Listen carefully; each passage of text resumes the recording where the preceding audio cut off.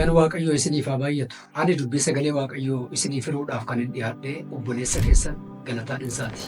Seera uumamaa boqonnaa 3:8-9 nan dubbisa akkasidha. Kana booddee namichii fi haati manaa isaa yeroo qilleensi qabbanaa'aan qilleensa'utti Waaqayyo Gooftaan iddoo dhaaba sanaa keessaa utuu adeemuu sagalee dhaga'an. Isaan Waaqayyo Gooftaa duraa mukeetii iddoo dhaaba sanaa gidduu hin dhokotan. Waaqayyo Gooftaan garuu namicha waamee, "Eessa jirtaa?" ittiin jedha. Har'a sagalee Waaqayyoo wal wajjin ilaalu. Kanaafiyyuu xiqqoo Waaqayyo akka nutti dubbatuuf Waaqayyoodhaan kadhanna. Yaa Waaqayyo Gooftaa, mootummaan kee samii kanarra kan ta'e, bulchiinsaan kan si caalu kan hin jirre, aangoodhaan kan si caalu kan hin jirre, waan hundumaa gochuu kan dandeessu, ati Waaqayyoodha si haa galatu. Yeroo kana bakka garaagaraa, biyya garaagaraa ta'anii dubbii sagalee kee kan dhaggeeffatan maqaa Yesuus Kiristoosiin qalbiin hafuura isaanii, jireenya hafuura isaanii kan fayye haa ta'u. Hidhaa keessa jiran keessatti haa hiikaman, deebii haa argatan. Yeroo kana harka abbummaa kee waa'ee isaaniif ol kaasuun fedhaaf jaalala kee haa ta'u. Dubbiin dubbatamu kun ergaa mana isaanii, ergaa hojii isaanii, ergaa jireenya isaanii akka ta'u sin kadhadha. Maqaa Yesuus Kiristoosiin. Ameen. Tole, har'a sagalee Waaqayyoo mata duree isa Waaqayyo barbaadu jedhu irratti wal wajjin ilaalla. Kutaa kana keessatti wanta Waaqayyo barbaadutu jira. Lakkoofsa 9 irratti akkasidha. Waaqayyo Gooftaan garuu namicha waamee, "Eessa jirtaa?" ittiin jedha. Waaqayyo kutaa kana keessatti kan inni barbaadutu jira. Waa'ee barbaacha Waaqayyoo wal wajjin ilaalla. Isa dura jannata Eden keessa Waaqayyo muka gosa 3 kaa'e. Mukeettan kana 3 iyyuu kan nuun argannu seera uumamaa boqonnaa 2 lakkoofsa 9 irraati. Mukti innichi tokkoffaan muka isa Waaqayyo nyaataaf namaa kennedha. Mukti Waaqayyo nyaataaf namaa kenne kun isa Waaqayyo Addaamiif kennedha. Yeroo barbaachisaatti akka nyaataniif muka beela namarraa balleessu, muka viitaaminii garaagaraa of keessaa qabudha. Mukichi kun muka Waaqayyo nyaadhaa jedhee namaaf eeyyama duukaa kennedha. Mukti inni lammaffaan muka badisaa yookaan muka hamaaf gaarii ittiin adda baasanii beekanidha. Mukti kun immoo muka isa Waaqayyo irraa hin nyaatinaa jedhee dhaaba sana walakkaa dhaabedha. Mukti kun waan gurguddaa 2 of keessaa qaba. Inni tokko waan gaarii of keessaa qaba. Inni kan biraan immoo waan gadhee yookaan waan gaarii hin taane of keessaa qaba. Gaarummaa mukichaa jechuun mukichuma nyaachuu dhiisuudha. Badisa mukichaa yookaas immoo mukichi gadhee ta'uusaa kan ibsu immoo mukicha nyaachuudha. Mukicha nyaachuu dhiisuun Waaqayyo wajjin nagaatti jiraachuu fida. Mukicha nyaachuu dhiisuun Waaqayyo wajjin hariiroo gaarii qabaachuu fida. Mukicharraa nyaachuun garuu Waaqayyo duukaa wal dhabdee uuma. Mukicharraa nyaachuun garuu Waaqayyo duukaa wanta gaariif rileeshinii sirrii akka hin qabaanne taasisa. Mukti inni sadeeffaan muka jireenyaati. Muki jireenyaa kunis dhaaba sana walakkaa ture. Mukti jireenyaa kuni wanta addeessa godhu macaafa qulqulluu kana keessatti, jalqaba macaafa qulqulluu keessattis, xumura macaafa qulqulluu keessattis waa'ee muka jireenyaa kun barreeffameera. Muka jireenyaa kana jechuun alfaadhaa, omegaadha jechuudha. Akka jechuun isa jalqabaati, isa xumuraati jechuudha. Icciitiin keessoo waa'ee muka kanaa garuu Gooftaa Yesuus Kiristoos ta'uu isaati. Egaan mukeettan gosa kana 3 Waaqayyo jannata Eden keessa kaa'e. Mukoota kana biratti immoo Waaqayyo namni akka eeguuf, akka tottolchuuf jannata Eden keessaa nama kaa'e. Wanta Waaqayyo barbaadu kutaa kana keessatti maalidha yoo jettan, Waaqayyo nama barbaada. Namatu Waaqayyo jalaa bade. Kanaafiyyuu Waaqayyo nama bade barbaadaa jira. Gaafa dhufu uumama boqonnaa 3 lakkoofsa 9 irratti Waaqayyo namicha waamee, "Eessa jirtaa?" ittiin jedhe. Namatu Waaqayyo jalaa bade. Namni eessaa bade yoo jettan, lafa Waaqayyo isa kaa'ee bade nama. Eessatti immoo bade yoo jettan, isa Waaqayyo nyaadhu jedhee isaaf kenne keessa bade nama. Namni bara baduu waan gurguddaa 2 keessaa gara waan gurguddaa 2tti bada. Tokko waldaa kiristaanaa keessaa gara bakkeetti bada. Namichi kun waldaa kiristaanaa keessaa gara bakkeetti bade jechuun hariiroo isa Waaqayyo wajjin qabu dhiisee gara booddeetti deebi'e jechuudha. Adeemsa Waaqayyo duukaa jalqabe sana dhiisee gara booddeetti deebi'e jechuudha. Wangeela Yohaannis boqonnaa 6 lakkoofsa 66 yoo ilaaltan, warri buddeen barbaacha dhufan Yesuus biraa deebi'anii sokkan. Jarri kun Waaqayyoon dhiisanii Kiristoos wajjin adeemsa jalqabanis dhiisanii gara booddeetti deebi'uu isaaniidha kutaan kun kan dubbatu. Kanaafiyyuu namni mana Waaqayyoo dhiisee, waldaa kiristaanaa dhiisee gara biyya lafaatti deebi'a. Kun badiisa isa jalqabaati. Inni lammaffaan namni waldaa keessaa waldaa keessa bada. Namni waldaa keessa bade jechuun baay'eedhuma rakkisaadha. Namni waldaa keessaa waldaa keessa bade jaarsolii waldaa kiristaanaa namichi jiradhanii ilaalu. Hojjetoonni baay'een inni tajaajilaa keenya jedhanii ilaalu. Inni garuu waldaa keessa jira malee Kiristoos wajjin hin jiru. Waldaa keessa jiraachuuf Kiristoos wajjin jiraachuun immoo garaagaradha. Namichi kun waldaa keessa jira malee Kiristoos keessa hin jiru. Akka yaada Waaqayyootti tun ta'een akka yaada mataa isaatti jiraata waan ta'eef namichi waldaama keessa bade. Wanti mana keessa bade bara keessa baay'ee rakkisaadha. Namichi kun akka qodaa mana keessa badeeti.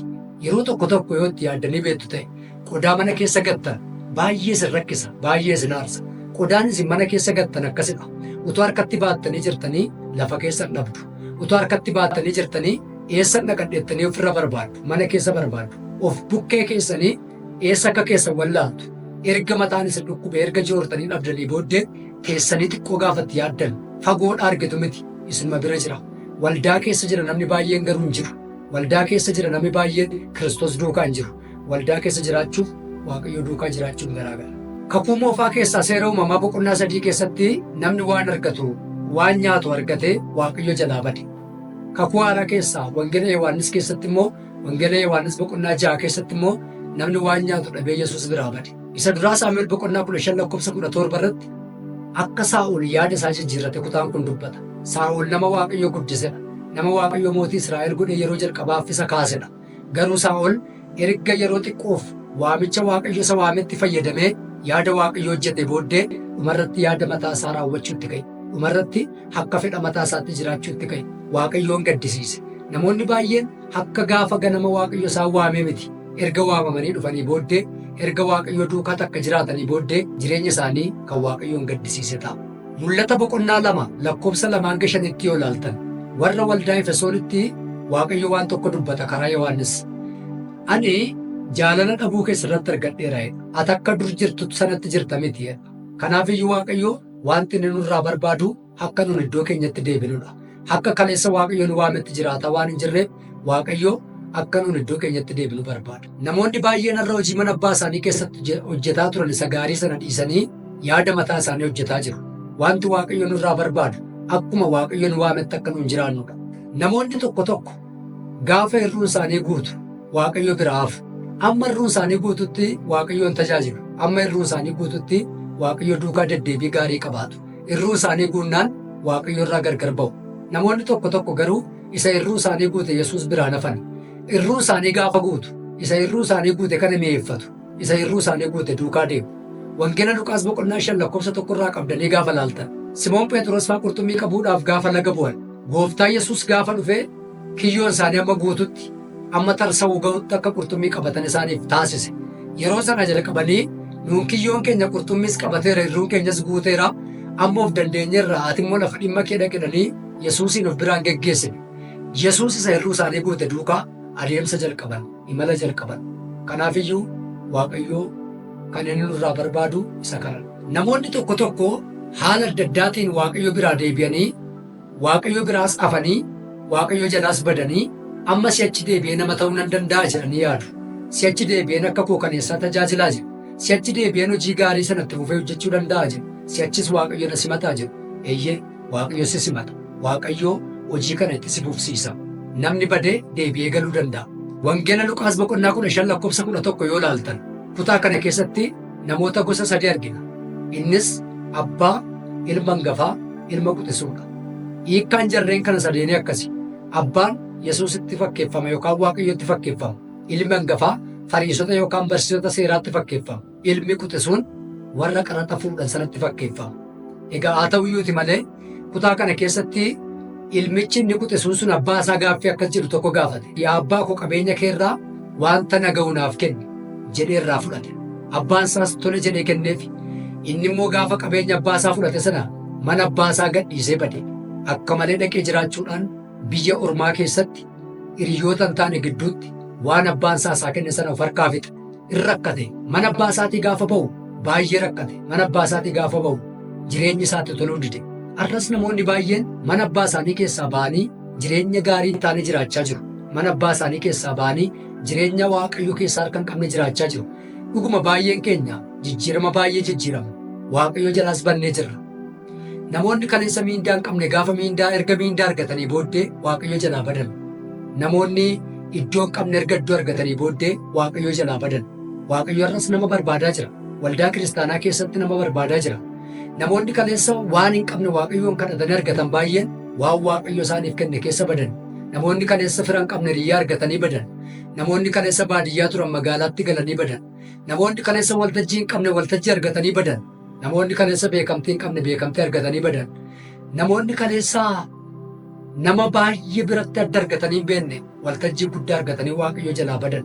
Kanaaf mucichi waan abbaa isaarraa fudhate sana erga argatee booddee badee jireenya gaariif sirrii hin taane jiraachuutti ka'e.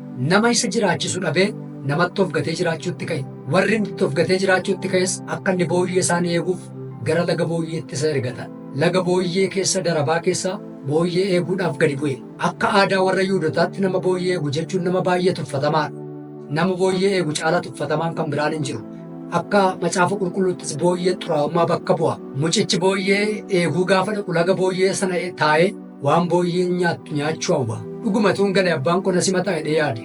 Gaaf tokko garuu yaada sana naanneeffatee nan gala jedhe. Gaafa inni gara mana abbaa isaatti galuudhaaf ka'u abbaan isaa utuu inni fagoodhaa dhufaa jiru isa arge. Waaqayyo irrayyuu namoota gara isaatti deebi'an hin barbaada. Waaqayyo irrayyuu nama iddoo isaa gadhiise akka iddoo isaatti deebi'uu barbaada.